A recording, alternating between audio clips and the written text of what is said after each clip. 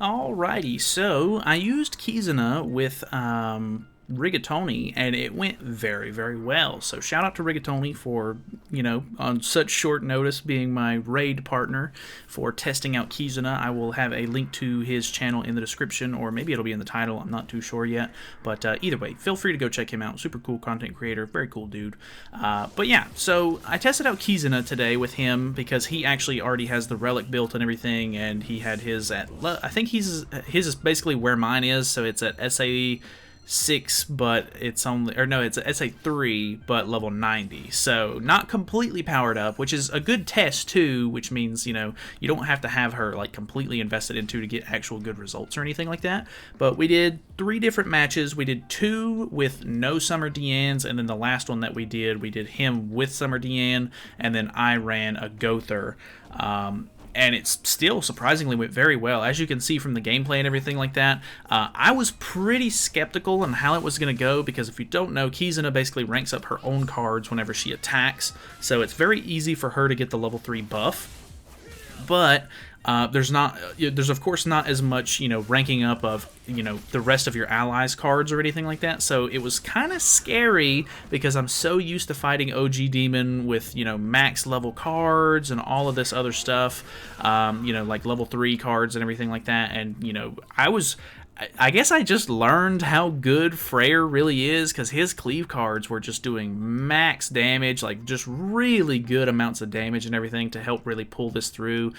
Him and Melly, of course, are just fantastic units for OG Demon, of course. So definitely, if you don't have those two on the team, you're probably going to struggle a little bit. I know that a lot of people have been just using, or I know a lot of people still end up using the old Queen Diane, like Red Arthur strat and everything like that, but I think that Kizuna is going to make things a lot easier once you get her powered up and sort of start throwing her in the rotation, because, I mean, as you can see, I don't have to run Queen Diane or anything. We can still pretty much 3-turn, if not 4-turn. The only time you're basically not going to kill is if you just don't have as many good cards going into the very last phase.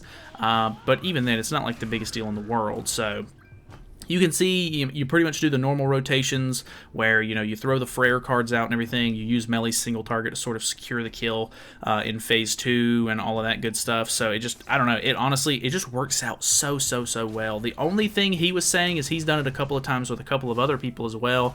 He was saying that the biggest problem can be not pulling enough of the Freyr cleave cards, because we were doing a strat where in turn 1 you use both Freyr cards and then the Melly single target, so that way you can clear phase 1 and go into phase 2, because obviously if you're not clearing fast enough, Kizuna's buffs and everything will expire eventually, so you don't want that to happen. But we used both Freyr cards in turn 1, used the Melly card in turn 1 as well, and then going into phase 2, because you're not running Diane or anything, and Melly's cards are all physical attacks, you have to have a ranged card to be able to hit and get through the invulnerability that he has, because if you attack with a physical card at the beginning of turn 2 without having done any damage to him, he completely patiences it or just ignores it or whatever it's called. But that can be a really big issue, so definitely, make sure that you have something going into that next turn. If it's RNG, it's a bit unfortunate. You might be able to try to mess around with the lineup a little bit depending on the characters that you use. You might have better options there, but I don't know. Freyr is just super good for this. Obviously, he's not. He's been on a lot more banners recently, so he's not necessarily like super accessible by any means, but I think that they're learning that people really need this unit, so they're kind of being a little bit generous with him, which I'm very happy with, because I would love to just pull extra copies, because his ultimate is insane. But either way, not to go off on how great he is, but honestly, Kizuna worked out fantastically. And once you throw Summer Diane into the mix, it just makes everything a little bit easier, because Summer Diane is not only ranking up your cards like at the very beginning, but if you pair the player who's running Diane and Kizuna is basically going to be able to rank up at the very beginning because of Diane's passive, then you basically just attack with Kizuna.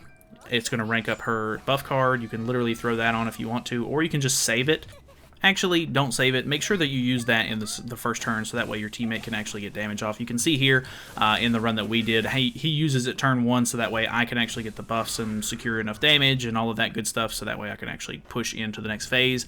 But altogether, honestly, it just works out super, super well. If you have Summer Diane, obviously it's going to make it that much easier, but it kind of is what it is. She is unfortunately a little bit more exclusive than I was hoping she would be. They really haven't brought her back a whole lot, or well, at all, really. They've only put her out on her own banner. Hopefully, the more seasonal banners that they do, they'll put her on those, I guess, so that way if people need the new unit or whatever, they'll have a chance to pull her. I really wish that they would just put her on regular banners and stuff like that, but I guess because she's a summer unit, they're going to make it a little bit more exclusive. But yeah, honestly, I think the worst part about this is if you possibly don't pull the cards that you need. I mean, if you don't pull that Freyr card going into turn 2, it could be a big issue because you won't have something. But if your teammate has something that he can use to just sort of get you through that little bit of a hump, because if you have a tier 3 Kizuna card, it can do a little over 10%. At least his did. Obviously, I think if yours is powered up a little bit more, you're probably in a much better position,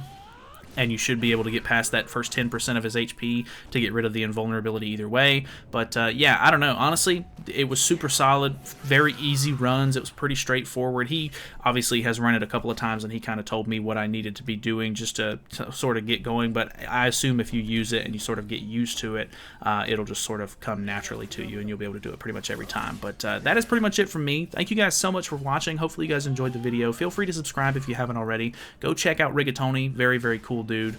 And yeah, if you have any cool thoughts or opinions on Kizuna or anything like that, feel free to let me know. So that is it, and I will see you guys next time.